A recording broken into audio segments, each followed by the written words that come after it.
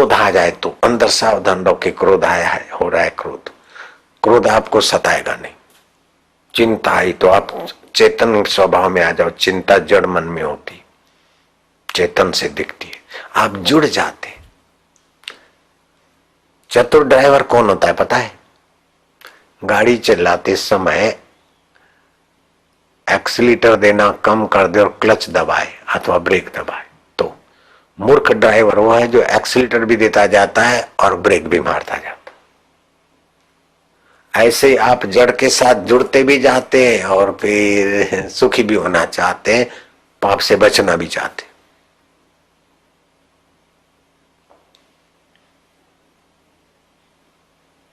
जड़ से जोड़ो मत। सारी धरती का दान कर दो, सारी तपस्याएं कर दो, लेकिन संसार से भोग वासना संग्रह की इच्छा है तो आप जड़ से जुड़े। और आपके पास जो कुछ है यथा योग्य, चोरी बेईमानी बेकारी जीवन से उपराम होना चाहते हो, हृदय पूर्वक भगवान को प्रार्थना करते हो कि मैं तेरा अंश हूं, तुम चैतन्य हो, साक्षी हो, ज्ञान स्वरूप हो, आनंद स्वरूप हो, अमर हो, महाराज मैं तुम्हारा ही बालक हूं। अब मरने वाले शरीर और संसार की आसक्ति छुड़ा के तेरी भक्ति दे दे, तेरी प्रीति दे दे, तुझ में विश्रांति दे दे। झूठ मूठ में बोलना चालू करो, कभी न कभी सच्चा संकल्प होगा और पकड़ लेगा हाथ, बन जाएगा काम।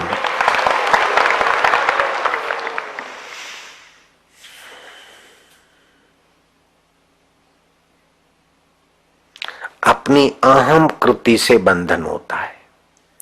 पुण्य भी करोगे पाप भी करोगे, बंधन होगा। अहम कृति ईश्वर में मिला दो, पुण्य ही पुण्य है, शुभ ही शुभ है। अहम कृति का नाश प्रयत्न से नहीं होता, प्रयत्न रहित होने से अहम कृति का नाश हो जाता है। न किंचित अपि चिंतित। और फिर चिंतन होता है, चिंतन होता है तो होने दो, सहयोग मत करो। ओम, बस टूट जाएगा चिंतन की धारा।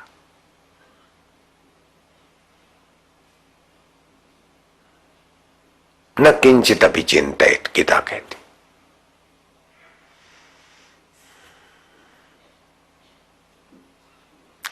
जो भी अच्छा बुरा सुख दुख होता है वो प्रकृति के संबंध के बिना अच्छा बुरा बन ही नहीं सकता, सुख दुख बन ही नहीं सकता। और प्रकृति परिवर्तनशील है और चेतन की चेतना से ही चेतन बनती है।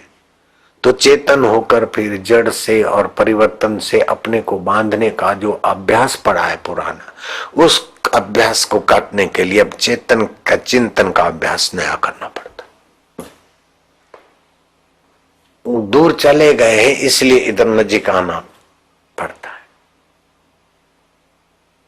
सन्मुख होय जीव मोहि जबहि, कोटि अगनाश ही तबहि। चेतन के सन्मुख हो गए तो करोड़ों पाप नाश हो गए। आप अपने घर के तरफ मुंह कर दिया तो भले घर आपका 10 माइल दूर हो, 1000 माइल दूर हो, फिर भी घर से विपरीत दिशा बंद करके घर के तरफ मुंह कर दिया आपकी गाड़ी ने, मोटर ने, जहाज ने, तो आप घर पहुंच जाएंगे। ऐसे आप चेतन के तरफ मुख कर दो ना कि हमें ईश्वर को पाना है, हमको चेतन को पाना है, हमको नित्य सुख पाना है, बस वो इरादा कर लो। अपने इरादे का जितना महत्व है उतना दूसरा किसी का महत्व नहीं।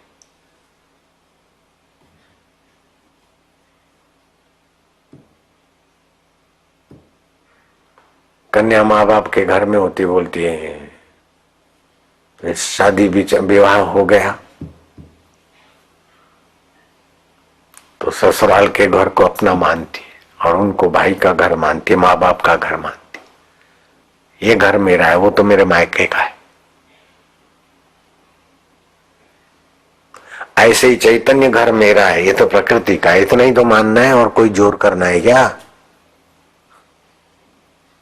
वो लड़की भी जानती है कि ये मायके का है, मेरा घर नहीं, हालांकि उसी में पैदा हुई पनपी या हुई। ऐसे आप मान लो कि ये तो प्रकृति का शरीर है। माँ बाप जन्म देता है ना तो रजवीर्य से जो शरीर मिला है, माँ बाप के मिश्रण से मिला है। क्या ख्याल है? लेकिन जो आप है उसको किसी के मिश्रण से आप नहीं है। जो माँ बाप का मिश्रण है वो इधर रह जाता है, आप शुद्ध है, दिखते भी नहीं, चैतन्य। मिश्रण को ले नहीं जा सकते और मिश्रण में सदा नहीं पटके रहते। क्या ख्याल है? न मिश्रण को साथ ले जाते, न मिश्रण में सदा रह सकते। चेतन विमल सहज सुख राशि। तुम चेतन हो, निर्मल हो और सहज में सुख राशि हो। सो माया वश भयो गोसाई, बंध्यो जीव मरकट की नाई। जैसे बंदर मुट्ठी बंद करके वो सकड़े बर्तन में फंस गया, ऐसे ही शरीर को मैं मेरा मानकर, संसार को सच्चा मानकर फंस गए। तो मैंने जब सुना था कि मान अपमान ये वो तितिक्षा सा है, तो मैं जानबूझकर ऐसी जगह पे जाता जहां अपमान हो, मान हो, तो फिर पता चले कि मान अपमान इसका होता है कि मेरा होता है। घर से निकला था ना, तो दुकान से जो कुछ बिक्री थी, कुछ मूड़ी बूढ़ी थी, वो मेरी कमाई थी, भाई और हम साथ में थे, तो अपने हक का था, चोरी तो थी नहीं, लेके निकला। तो फिर थोड़ा खिलाते, दान पुण्य करते और थोड़ा अपना भी खाते पीते, यात्रा करते, टिकट विट के लेते। फिर जब बापू जी की शरण में पहुंचे, ये वो हुआ, फिर डीसा में रहे, तो भी थोड़े पैसे बचे हुए थे और शादी की थी तो अंगूठियां भी थी, भले उतार के रखी थी। तो लगा कि इतने लोग आते, मानते, फल फूल रखते, अपन दान का नहीं खाते। फिर सोचा कि अपन दान का नहीं खाते हैं तो अपन हैं और दान का नहीं खाते, क्या मतलब हुआ? अभी मैं तो बना है, तो वो सब भंडारा वंडारा कर दिया, गरीबों को दे दिया। अब देखे अपन दान का नहीं खाते, चलो भिक्षा मांगने ले जाता, तो कल भिक्षा मांग के खाएंगे। निर्णय कर लिया। सुबह हुआ 9 बजे, 10 बजे, 11 बजे भिक्षा मांगने डीसा में जाएंगे। क्षत्रिय खून था, मांगने की आदत नहीं, ब्राह्मण शरीर हो तो चल जाए, बड़ा कि छोड़ो क्या करे, लेकिन अब खाना तो पड़ेगा। चलो चलो करते करते करते करते 1:30 बजा, 1:45 बजा, अपने मन को मनाकर निकल पड़े करमंडल लेकर भीख मांगने को। नगर सेठ का बेटा और भीख मांगने निकल पड़े। थोड़ा अभी अंश था ना, थोड़ा 50 को खिला सकते हैं, 1000 को खिला सकते थे, ऐसा रोज कमाने की योग्यता थी। और फिर करमंडल लेके 2 फुलका मांगने जाना पड़े तो जरा जीवत्व का थोड़ा बहुत गए। 1:30 से 2 के बीच बने होंगे ऐसा टाइम। कॉलोनी में गए तो क्या पता क्या देव की लीला थी, और दूसरे लोग तो बना खा के अपना निवृत्त हो गए होंगे। एक माई के घर वो धुआं निकल रहा था, वो जमाने में लकड़ियां जला, वहीं हम गया। वो माई भी मेरे जैसी होगी, कड़की, कहीं से उधार आटा लेकर बेचारी बना रही थी। ऐसे ही लगा। वो 1:30-2 बजे अपना फुलका, पहला फुलका उसके तवे में फूला और मैं पहुंचा नारायण हरि। तो माई को पता नहीं था कि मैं सिंधी भाषा जानता हूं। माई सिंधी थी और मेरा शरीर भी सिंधी परिवार में जन्मा है।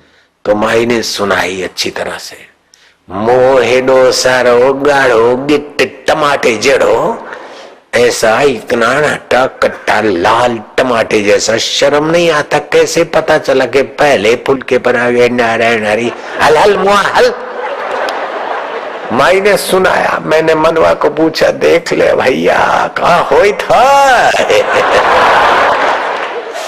साधुताई कमानी है तो देख ले, मान अपमान कैसा होता है। थोड़ा सा आगे गया तो कोई पहचान गया कि वो लीलाशाह बापू का शिष्य जो साधना करता वही है। अरे माया कुछ का कुछ ले आई, हद हो गई। फिर दूसरे दिन गए तो पूरी कॉलोनी के लोग कोई खीर बना के बैठे, कोई क्या व्यंजन बना के बैठे भाई, हमारे हम नहीं तो हम नहीं खाएंगे, तो हमारा करमंडल भी जरा, हम उसी से काम लेते थे, नहाने का धोने का एक ही से सब कुछ। तो एक बड़ा सा करमंडल था पित्तल का, तो उन्हें दिया, तो मैं कहा थोड़ा सा दे दो, लेकिन वो थोड़ा काय को दे दे दे दे, और जो मांगे उसको नहीं देते, जो ना बोले उसको देते ही है। तो भर गया 2-3 आदमी का खुराक। फिर रास्ते में भिख मांगे बैठे थे, मैं कहा भाई खाओ नारायण, पहले तुम खाओ अपनी जात वाले, फिर अपन खाते। ये मजा भी देख लिया।